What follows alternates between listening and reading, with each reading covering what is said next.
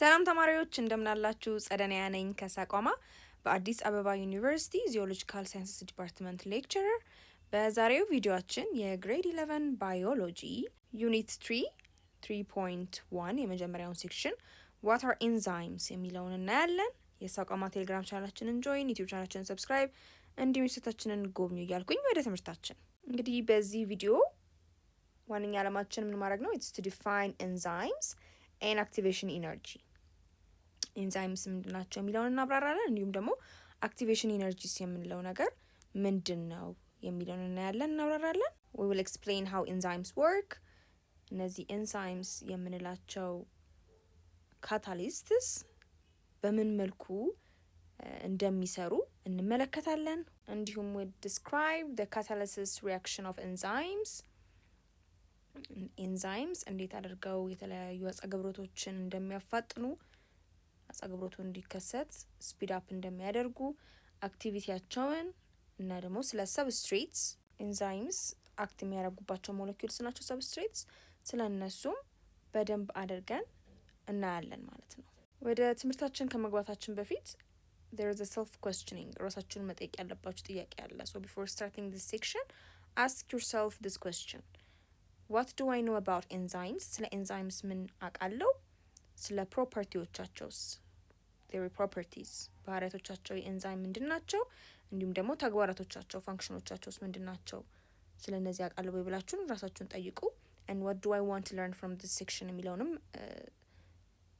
ለራሳችሁ ትመልሳላችሁ ማለት ነው። ከዚህ ሴክሽን መማር የምትፈልጉት ነገርስ ምንድን ነው የሚለውን ነገር ለራሳችሁ ጠይቁ። ስለዚህ በመጀመሪያ ምንድነው ኤንዛይም? ኤንዛይምስ ምንላቸው ምንድን ናቸው ብለን ስንጠይቅ ኤንዛይምስ አር ፕሮቲን ሞለኪውልስ። ኦኬ፣ በ10ኛ ክፍል የባዮሎጂ መጽሐፋችሁ ላይ ስለተለያዩ ባዮሎጂካል ሞለኪውልስ ተምራችኋል። መለስ ብላችሁ እሱን ለማስታወስ ሞክሩና ከነዛ ባዮሎጂካል ሞለኪውልስ አንዱ ፕሮቲን ሞለኪውል ነው። ሶ ስፔሻል ካይንድ ኦፍ ፕሮቲን ሞለኪውልስ ናቸው ዲስ ኤንዛይምስ። የፕሮቲን ሞለኪውል አይነት ናቸው፣ ልዩ የሆኑ የፕሮቲን ሞለኪውልስ አይነት ናቸው። ምንድነው ተግባራቶቻቸው? that act as a biological catalysts ማለት ነው። they are biocatalysts። በተፈጥሮ በህዋሳቶቻችን ውስጥ የሚከናወኑ የተለያዩ ኬሚካል ሪአክሽንስ አሉ፣ አጸገብሮቶች አሉ። እነዛን አጸገብሮቶች ካታላይዝ ያደርጋሉ። ኦኬ they are catalysts፣ ያፋጥኑታል ማለት ነው። and they accelerate rate of chemical reaction by lowering activation energy። ኦኬ activation energy የምንለው ኢነርጂ ኃይል አይነት ምንድነው? በህዋሳቶቻችን ውስጥ የሚከናወኑ የተለያዩ አጸገብሮቶች ሪአክሽኖች ሲከናወኑ የሚያስፈልጋቸው ኃይል አለ፣ ያ አጸገብሮት እንዲከሰት ማለት ነው። ያንን ኢነርጂ this activation energy lower በማድረግ በማሳነስ ያ ሪአክሽን በፍጥነት መከናወን እንዲችል የሚያደርጉ የፕሮቲን ሞለኪውል ልዩ የሆኑ የፕሮቲን ሞለኪውልስ ናቸው ማለት ነው this enzymes። በተጨማሪም እዚህ ጋር ባዮ ካታሊስት ማለት በተፈጥሮ ህይወት ባላቸው ነገሮች ውስጥ በተፈጥሮ የምናገኛቸው ሞለኪውልስ ናቸው። ራሳቸው ዩዝድ አፕ ሳይሆኑ ራሳቸው አጸገብሮት ውስጥ ሳይካተቱ ሪአክሽን ውስጥ ሳይካተቱ በህዋሳቶቻችን ውስጥ ህይወት ያለው ህዋስ ውስጥ የሚከናወኑትን አጸገብሮቶች እንዲፋጠኑ ማድረግ የሚችል ሞለኪውል ነው። ለምሳሌ አንድ ምግብ ከበላን በኋላ ያ ምግብ እንዲሰባበር በፍጥነት እንዲሰባበር የሚያግዙት ኤንዛይምስ ናቸው። ኦኬ without this enzymes የበላነው ምግብ ለመፈጨት ምናልባት ሳምንታት ሰዓታት ሊፈጅበት ይችል ነበር ማለት ነው። ነገር ግን በሰውነታችን ውስጥ በተፈጥሮ ባዮ ማለት ላይፍ ነው፣ ካታሊስት ስፒድ አፕ የሚያደርግ ነገር ማለት ነው። ስለዚህ በተፈጥሮ የምናገኛቸው this ባዮ ካታሊስትስ the enzymes ስላሉ የበላነው ምግብ በቶሎ ይፈጭልናል ማለት ነው። ስለዚህ ቀደም ብለን ኤንዛይምስ አክቲቬሽን ኢነርጂን ሎወር በማድረግ ነው አጸገብሮት በፍጥነት እንዲከሰት የሚያደርገው ካለን so what is activation energy ካለን activation energy is the minimum amount of energy required for reactant to be converted to products። activation energy የምንለው አንድን አጸገብሮት እንዲከሰት ኃይል ያስፈልጋል አይደለ? እንዲከሰት የሚያስፈልገው አነስተኛው ኢነርጂ ነው activation energy የምንለው ማለት ነው። that's required reactants የምንላቸው ምንድናቸው? ሞለኪውልስ ናቸው። አጸገብሮት የሚያካሂዱት ሞለኪውልስ ማለት ነው። አጸገብሮቱ ከመካሄዱ በፊት ያሉትን ሪአክታንትስ ወደ ፕሮዳክት አጸግብሮቱ ከተከናወነ በኋላ ደግሞ የምናገኘው ሞለኪውል ነው ፕሮዳክት የምንላቸው። ወደ እነሱ ለመለወጥ የሚያስፈልግ አነስተኛው ሚኒመም አማውንት ኦፍ ኢነርጂ ነው አክቲቬሽን ኢነርጂ የምንለው። ስለዚህ ኤንዛይምስ ተግባራቸው ምን ማድረግ ነው ማለት ነው? ይህንን ኢነርጂ ማሳነስ ነው። ብዙ ኃይል ያስፈልገውን የነበረ አንድ አጸግብሮት ለመከሰት ብዙ ኃይል ያስፈልገው የነበረውን ኢነርጂ ሎወር ያደርጉና ኦኬ ዊዛውት ኤንዛይምስ የሚያስፈልገው ከፍ ያለ ኢነርጂ ነበር እዚህ ግራፍ ላይ እንደምታዩት። ግን ኤንዛይምስ ሲኖሩ እነዚህ ሪያክታንትስ እዚህ ጋር እንደምታዩት ለምሳሌ ግሉኮስንና ኦክሲጅንን ሪያክታንትስ አድርገን መውሰድ እንችላለን። ኦኬ ዲስ ኢዝ ግሉኮስ ፎርሙላ፣ እዚህ ጋር ደግሞ ኦክሲጅንን ታያላችሁ አይደለ? ስለዚህ ግሉኮስ ከኦክሲጅን ጋር የሚያደርገው አጸግብሮት ኬሚካል ሪያክሽን በማን ተደግፎ ነው በፍጥነት የሚጀመረው? ዊዝ ኤንዛይምስ ነው ማለት ነው። እዚህ ጋር ኤንዛይምስ አክት ኦን የሚያደርግባቸው ሪያክታንትስ አሉ which are the substrates ማለት ነው። ስለዚህ አክቶን ሲያደርግባቸው ትግበራውን የሚያከናውንባቸውን ሞለኪውልስ ነው ሰብስትሬት ምን ነው ብለናል። ስለዚህ እነሱ ሪያክታንትስ ላይ ኤንዛይምስ ያግዛቸውና ይሄ አጸግብሮት ተከስቶ ኦኬ ከፍተኛ ያስፈልግ የነበረው this activation energy ይወርዳል። with the enzymes the energy needed ይወርዳል ሚኒመም ይሆንና ኦቨርኦል ፕሮዳክቶቹ ይመጣሉ ማለት ነው። ኦኬ በእነዚህ ሪያክታንትስ አማካኝነት ኤንዛይምስ አክቶን አድርጎበት እነዚህ ሪያክታንትስ ላይ ፕሮዳክት እናገኛለን ማለት ነው which is ካርቦን ዳይኦክሳይድ እና ዋተር ደግሞ ፕሮዳክቶቹ ናቸው። ከአጸግብሮት በኋላ የምናገኛቸው ሞለኪውልስ ነው ፕሮዳክትስ የምንለው። ስለዚህ ከነዚህ ሪያክታንትነት ወደ ፕሮዳክትነት ኮንቨርት ለማድረግ የሚያስፈልገውን አክቲቬሽን ኤነርጂ ኦኬ the minimum amount of energy lower በማድረግ አጸግብሮቱ በፍጥነት እንዲከናወን ያደርጋሉ ማለት ነው this enzymes። ስለ አክቲቬሽን ኤነርጂ ደግሞ በቀላሉ ለማስታወስ እንዲረዳን ክብሪትን ማስታወስ እንችላለን። ኦኬ ስለዚህ ክብሪት እሳት እንዲቀጣጠል ክብሪቱ እንዲለኮስ ማድረግ ከፈለገን ኃይል ያስፈልጋል፣ ስትራይክ ማድረግ ያስፈልጋል። ሶ ዳትስ ሚኒመም አማውንት ኦፍ ስትራይክ ኢነርጂ ናት አይደለ? ኃይል ናት። እሷ ናት የምታስነሳው ከዛ በደንብ እንዲቀጣጠል የምታደርገው ማለት ነው። ስለዚህ ልክ እንደዛ ሁሉ ሚኒመም አማውንት ኦፍ ኢነርጂ ዲ አክቲቬሽን ኢነርጂ ናት ነው ማለት ነው። እዚህ ጋር ከእርሱ ጋር አያይዘን መያዝ እንችላለን። ታዲያ እነዚህ ኤንዛይምስ ከምንድን ነው የተሰሩት ብለን ስንል all enzymes are proteins made up of chains of amino acids linked together by peptide bonds። ኤንዛይምስ የምንላቸው ሞለኪውልስ ምንድን ናቸው? ፕሮቲንስ ናቸው። ሶ ፕሮቲንስ ደግሞ ከምንድን ነው የሚሰሩት? ከአሚኖ አሲድ ነው የሚሰሩት ማለት ነው። ኦኬ ከአሚኖ አሲድስ እነዚህ የተለያዩ አሚኖ አሲድስ የምንላቸው መዋቅሮች ናቸው አንድ ላይ ሊንክድ አፕ ሆነው ተያይዘው ኦኬ በፔፕታይድ ቦንድ በምንለው ቦንድ አማካኝነት አንድ ላይ ተያይዘው እነዚህን ኤንዛይምስ የሚሰሩልን። ሶ ፔፕታይድ ቦንድስ የምንላቸው ምንድን ናቸው? አንዱን አሚኖ አሲድ ከሌላኛው አሚኖ አሲድ አስተሳስሮ የሚይዝልንን ቦንድ ነው ማለት ነው። all cells contain different enzymes depending on the type of the living cell። ኦኬ ሁሉም ህይወት ያላቸው ነገሮች ህዋሳት አላቸው አይደለም?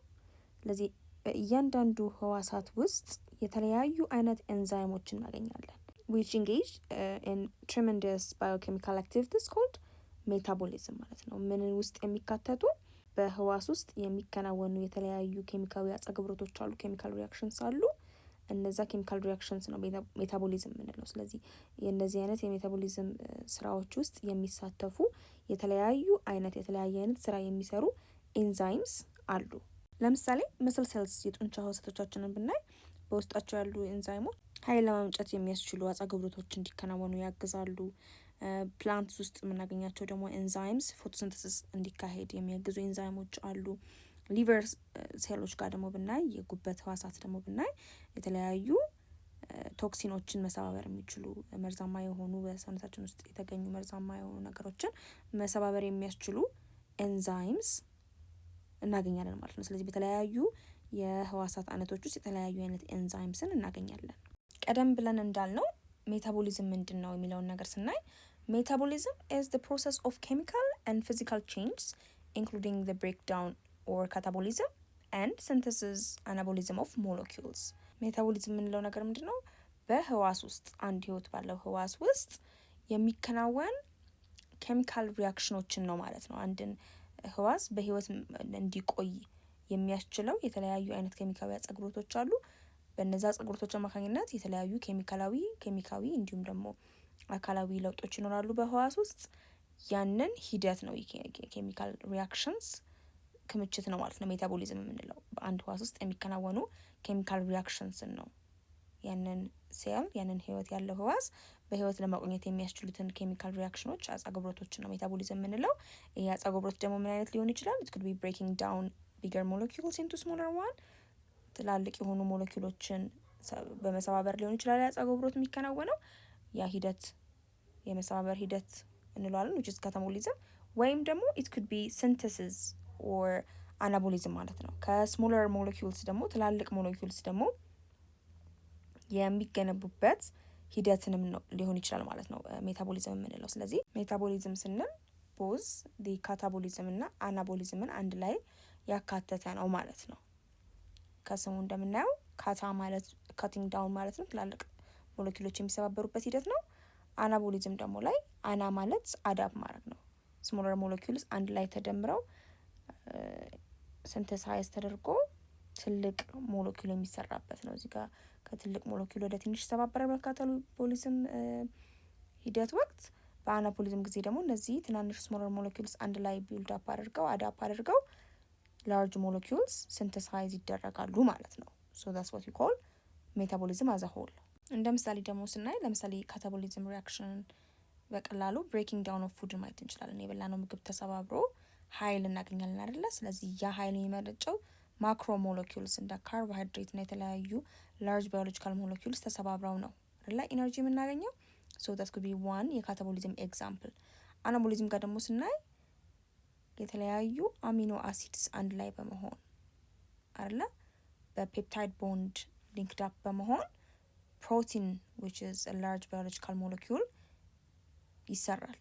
so that could also be an example of anabolic reaction ማለት ነው። ስለዚህ the metabolic process አሁን ያልናቸው አናቦሊክም ሆነ ካታቦሊክ ሪያክሽኖች አጻግብሮቶች በህዋሳቶቻችን ውስጥ የሚከናወኑ ማለት ነው። so the metabolic processes in the cell require enzymes to catalyze many biochemical reactions ማለት ነው። reaction types at a rate fast enough to sustain life ማለት ነው። በህዋሳቶቻችን የሚገኙ ኤንዛይምስ በህዋስ ውስጥ የሚከናወኑት የተለያዩ አጻግብሮቶች እንዲከሰቱ እንዲፋጠኑ ያግዛሉ ማለት ነው። ኦኬ ያለ እነዚህ ኤንዛይምስ በህዋስ ውስጥ የሚከናወን ኬሚካል ሪያክሽን በጣም ቀስሶ ወይም ደግሞ ስሎ በሆነ ዘግይቶ ነው ሊከናወን የሚችለው ወይም ደግሞ እስከናካቴው ላይከናወን ይችላል ማለት ነው። እነዚህ አጻግብሮቶች ያልሆነ ማለት ደግሞ ህዋስ ስራውን በስነ ስርዓት መስራት አይችልም፣ ህይወት አይቀጥልም ማለት ነው። ስለዚህ ህይወት እንዲቀጥል የተለያዩ አጻግብሮቶች የሚያስፈልጋቸውን አክቲቬሽን ኢነርጂ ሎወር እያደረጉ የተለያዩ ኤንዛይምስ እነዛ ኬሚካል ሪያክሽንስ እንዲከሰቱ በማድረግ የህዋሱ ህይወት ቀጣይነት እንዲኖረው በአጠቃላይ ህይወት እንዲቀጥል የሚያግዙ ሞለኪውልስ ናቸው፣ ፕሮቲን ሞለኪውልስ ናቸው ማለት ነው ኤንዛይምስ። ለምሳሌ የበላነው ምግብ መፈጨት የሚችለው መተንፈስ የምንችለው አዳዲስ ህዋሳት መሰራት የሚችሉት በእነዚህ ኤንዛይሞች እገዛ አማካኝነት ነው። so enzymes act upon molecules called the substrates ማለት ነው። ኤንዛይም አክት የሚያደርጉባቸው ነገሮች ሞለኪውሎች ምን እንላቸዋለን ብለናል? ሰብስትሬት እንላቸዋለን። ስራቸውን የሚሰሩት እነዚህ ሞለኪውል ላይ ነው ማለት ነው። ስለዚህ እነዚህን ሰብስትሬት ወደ ምን ኮንቨርት ያደርጓቸዋል? they convert them into products ማለት ነው። ማንኛውም አይነት የአጻግብሮት ሳይከናወን ወይም ደግሞ የኤንዛይም ክንውን ሳይተገበርባቸው የምናገኛቸው ሰብስትሬት ናቸው። ከዛ ደግሞ ኤንዛይም አክታፖን አድርጎበት ደግሞ ካለፈ በኋላ ያ ሰብስትሬት ኤንዛይም ሰብስትሬት ኮምፕሌክስ ከተፈጠረ በኋላ የሚገኘው ደግሞ አዲስ ነገር አዲስ ሞለኪውል ፕሮዳክት እንለዋለን። ስለዚህ ከሰብስትሬቱ ወደ ፕሮዳክቱ ይለውጣሉ ማለት ነው this enzymes okay and they remain unchanged። እቺን ነገር መያዝ አለብን። ኤንዛይምስ ይህንን ሰብስትሬት ወደ ፕሮዳክት ቢለውጥም በሚከናወነው ለውጦች ውስጥ እነዚህ ኤንዛይምስ ግን አይለወጡ፣ እንደዛው ነው የሚቆዩት። ራሳቸው ሳይለወጡ ሳይሳተፉ ያ አጻግብሮት ውስጥ ወይም ደግሞ የነበራቸው ኬሚካዊ መዋቅርን ሳይለውጡ አንድን ሰብስትሬት ወደ ፕሮዳክት መቀየር የሚችሉ ናቸው ማለት ነው this enzymes። so እዚህ ጋር ኤንዛይማቲክ ሪያክሽንን በፊገር 3.1 ማየት እንችላለን። እዚህ ጋር ኤንዛይሙ አለ፣ ሰብስትሬቱ አለ፣ ኢንዛይሙ አክት የሚያደርግበት ሞለኪውል ማለት ነው።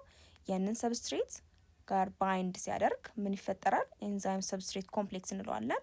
ኤንዛይሙ ከሰብስትሬቱ ጋር አታችድ ሆኖ ሳለ ማለት ነው። ከዛ ይሄ ሰብስትሬት መቀየር ወዳለበት ፕሮዳክት በካታላይዝ ያደርግና ያፋጥንና በፍጥነት ያ ሪያክሽን ያ አጸግብሮት እንዲከናወን ያደርግና ምን ያደርጋል? ፕሮዳክት ሆኖ ይወጣል ማለት ነው ያ ሰብስትሬት። ከዛ ያቺው መጀመሪያ የነበረችው ኤንዛይም እንደዛው እንዳለ ፕሮዳክቱን ከለቀቀም በኋላ እናገኘዋለን ማለት ነው።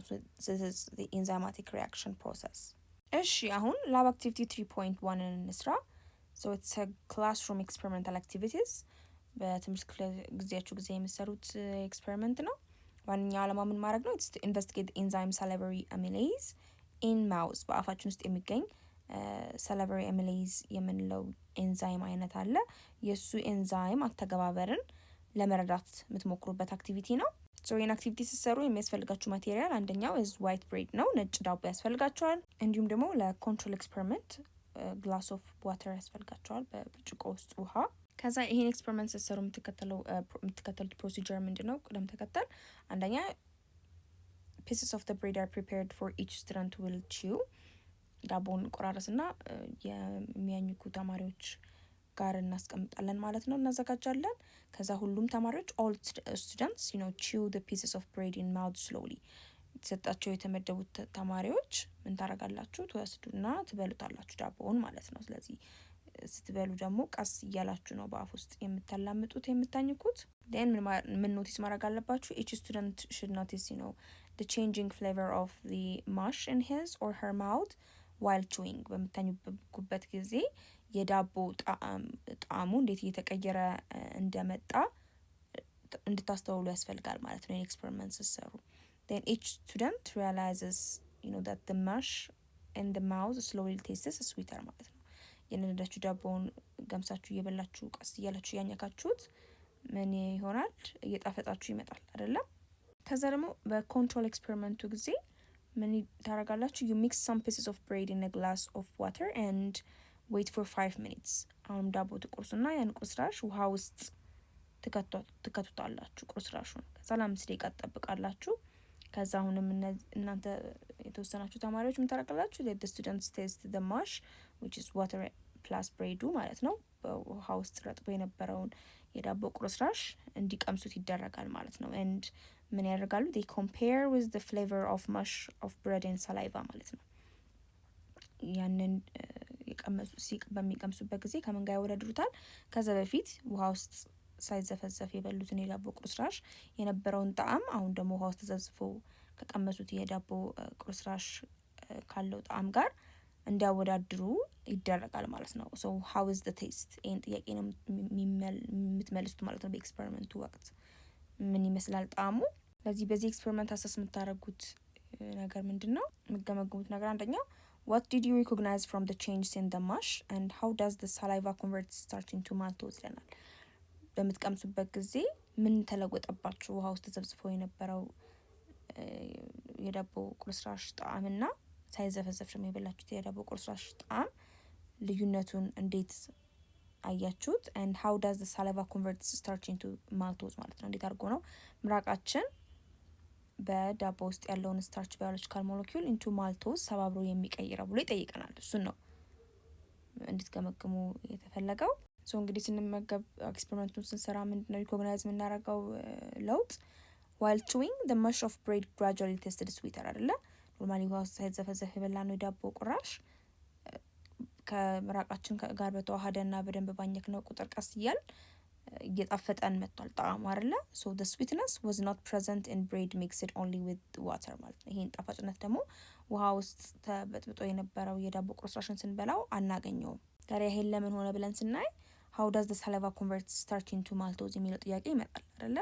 so ምራቃችን ምን ይይዛል? the saliva አፋችን ውስጥ የምናገኘው ምራቅ ምን አይነት ኤንዛይም ይይዛል? it contains the enzyme salivary amylase የሚባል ኤንዛይም ምራቃችን ውስጥ ስላለ ነው። ሶ ይሄ ኤንዛይም ምን ያደርጋል? this enzyme breaks down starch a complex carbohydrate ማለት ነው። it's a complex biological molecule። እሱን ስታርች በዳቦ ውስጥ የሚገኘውን ስታርች ወደ ምን ይሰባብረዋል? into a smaller sugar molecule mainly ማልቶስ ወደሚባል ዳይሳካራይድ ይሰባብረዋል ማለት ነው። ኦኬ ሶ ስታርች ሞለኪውል ነበር፣ ላርጀር ሞለኪውል ነበረ በዳቦ ውስጥ ልክ ስናላምጠውና ከምራቃችን ጋር ሲዋሃድ ምራቃችን ውስጥ ያለው አሚሌዝ ኤንዛይም ምን ያደርጋል? ወደ ምን ይለውጠዋል? ይሄንን ስታርች ሞለኪውል ኢንቱ ይሰባብርና ኢንቱ ማልቶስ ሞለኪውል ይለውጠዋል ማለት ነው which is a disaccharide። በዛ ምክንያት ነው እኛ ቀስ እያልን ስናኝክ ጣፋጭነት የሚሰማን into this sugar molecule ስለሚለወጥ። ሌላኛው አሰስመንት question ምን ትመልሳላችሁ ከዚህ ኤክስፐሪመንት? where did the enzyme amylase come from? ከየት መጣ ይሄ ኤንዛይም ይለናል። and what do you conclude from the activity? ይሄን አክቲቪቲ ከሰራችሁ በስተመጨረሻስ ምን ተረዳችሁ፣ ምን ደመደማችሁ የሚለውን ጥያቄ ትመልሳላችሁ። ሶ ከየት መጣ ይሄ ኤንዛይም የሚለውን ስንመልስ ይሄ አሚሌዝ የምንለው ኤንዛይም ሴክሬትድ የሚሆነው በሳላቨሪ ግላንድ ኢን ደ ማውዝ ነው። አፋችን ውስጥ የሚገኙ የተለያዩ እጢዎች አሉ፣ በእነሱ የሚመነጭ ነው የሚሆነው። ለምሳሌ እንደ ፓሮቲድ ግላንድ፣ ሰብማንዲቡላር ግላንድ እና ሰብሊንጓል ግላንድ የምንላቸው እጢዎች አሉ በአፋችን ውስጥ። እነሱ ናቸው ይህንን ሳላይቫ የሚያመነጩት። ስለዚህ እዛ ሳላይቫ ውስጥ ደግሞ አሚሌዝ ኤንዛይም ይኖራል ማለት ነው እነሱ ስለሚያመነጩት። ሶ ዲስ ኤንዛይም ነው ከምንበላው ምግብ ጋር በመገናኘት እዛ የምንመገበው ምግብ ውስጥ ያለውን ላርጀር ባዮሎጂካል ሞለኪውል ኢንቱ ስሞለር ዋን ለመሰባበር የሚያግዘው። ሶ ከዚህ አክቲቪቲ ምን ኮንክሉድ ማድረግ እንችላለን ማለት ነው? that saliva contains an enzyme salivary amylase የሚባል ኤንዛይም ምራቃችንን እንደሚይዝ ምራቃችን ውስጥ እንደሚገኝ። ይሄ ደግሞ ኤንዛይም ምን ያደርጋል? it breaks down starch into maltose ስታርች የምንለውን ላርጀር ባዮሎጂካል ሞለኪውል ወደ ማልቶዝ የሚቀይር ኤንዛይም ነው፣ ለመቀየር የሚያስችል ኤንዛይም ነው። so the conversion makes starchy food like bread taste sweeter after chewing ማለት ነው። ስለዚህ በዚህ የተነሳ የምንመገበው ዳቦ ጣፋጭ እየሆነ ይመጣል ማለት ነው በምናኝክበት ጊዜ። this mechanical chewing and mixing with saliva are the first steps of carbohydrate digestion in humans ማለት ነው። ስለዚህ በዚህ የተነሳ ነው የመጀመሪያው የካርቦሃይድሬት ዳይጀሽን በሰዎች ልጆች ውስጥ የመጀመሪያው ስቴጅ ምን ማድረግ ነው?